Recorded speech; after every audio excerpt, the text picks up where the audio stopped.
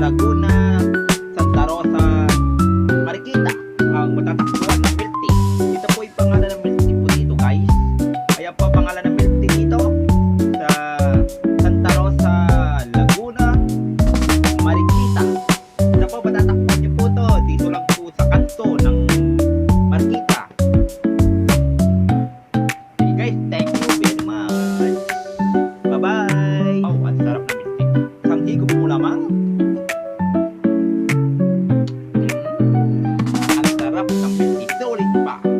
Dito lang po ito sa Laguna.